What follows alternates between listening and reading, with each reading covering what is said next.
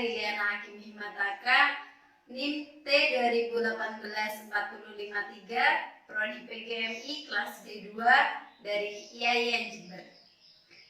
Saya akan menjelaskan tentang psikologi pendidikan, tentang masalah belajar.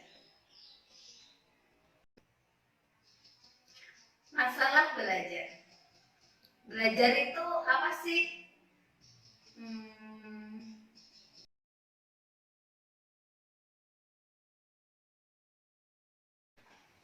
Menurut Robert, pengertian belajar ada dua. Yang pertama yaitu belajar adalah suatu proses memperoleh pengetahuan. Pengertian yang kedua yaitu perubahan kemampuan bereaksi yang relatif langgeng ataupun latihan yang diperkuat. Jadi, kesimpulan dari pengertian belajar yaitu suatu proses memperoleh pengetahuan dan pengalaman dalam wujud perubahan tingkah laku. Oke, jadi sekarang kita akan membahas tentang masalah belajar, yaitu apa aja sih masalah tentang belajar itu dan bagaimana solusinya, serta bagaimana cara kita menganalisis tentang masalah belajar tersebut. Masalah belajar. Banyak sekali masalah belajar yang kita hadapi dalam dunia pendidikan. Salah satunya yaitu siswa yang tidak mampu mencapai tujuan belajar. Kemudian yang kedua yaitu siswa yang mengalami keterlambatan dalam akademik. Yang ketiga, siswa yang secara nyata tidak dapat mencapai kemampuannya sendiri. Yang keempat, siswa yang sangat lambat dalam belajar. Yang kelima yaitu siswa yang kurang motivasi dalam belajar. Yang keenam, siswa yang bersikap dan memilih kebiasaan yang buruk dalam belajarnya. Kemudian yang ketujuh yaitu siswa tidak mengikuti proses belajar. Serta yang kedelapan, siswa menyimpang dalam perilaku. Dan mungkin masih banyak lagi sebenarnya masalah belajar yang dihadapi di dalam dunia pendidikan. Nah, kemudian di sini kita akan membahas tentang bagaimana sosial media terhadap belajar siswa di dalam psikologi pendidikan.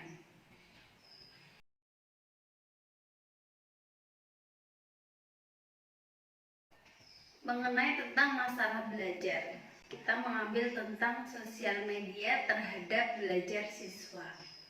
Banyak sekali dampak positif serta dampak negatif bagi siswa.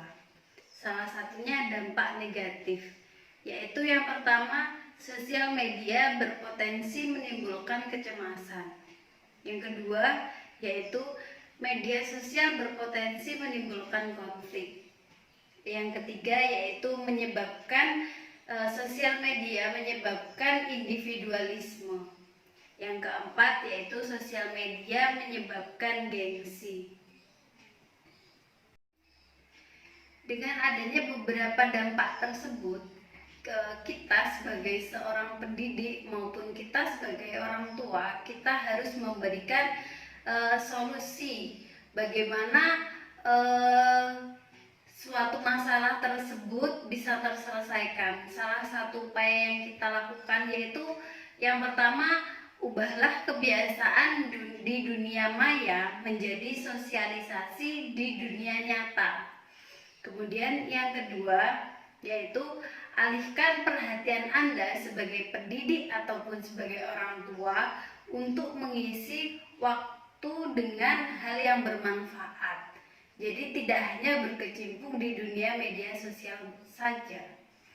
Kemudian yang ketiga yaitu tetapkan batas waktu maksimal untuk penggunaan media sosial terhadap anak.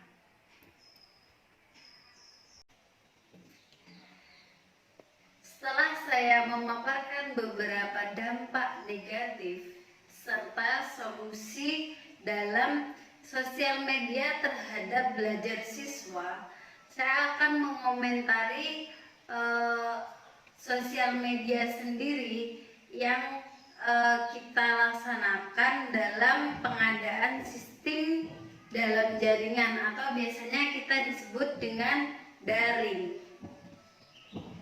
Dalam kondisi tersebut terjadi karena munculnya wabah virus COVID-19. Nah, dalam pembelajaran tersebut tidak dapat dioptimalkan karena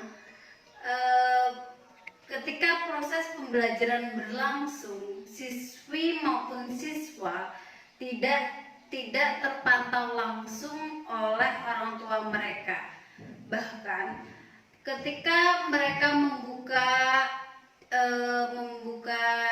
aplikasi yang mereka pelajari, mereka mungkin menyalahgunakan aplikasi yang mereka gunakan. Mungkin mereka bisa membuka Facebook, WhatsApp ataupun Instagram, sehingga pada penggunaan sistem dalam jaringan tersebut tidak dapat dioptimalkan karena mereka belum menggunakan aplikasi tersebut dengan sebaik mungkin.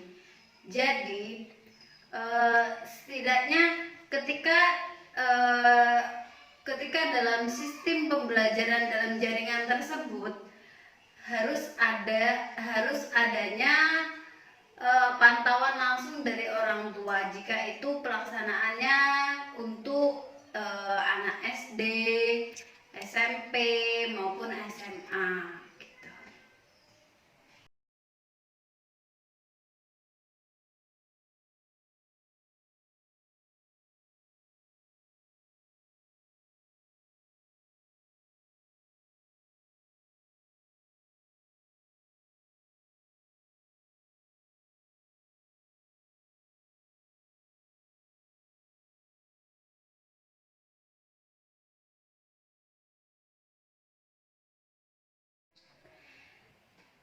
Mungkin cukup sekian dari saya pemaparan dari sosial media terhadap belajar siswa. Sekian dari saya, terima kasih. Wassalamualaikum warahmatullahi wabarakatuh.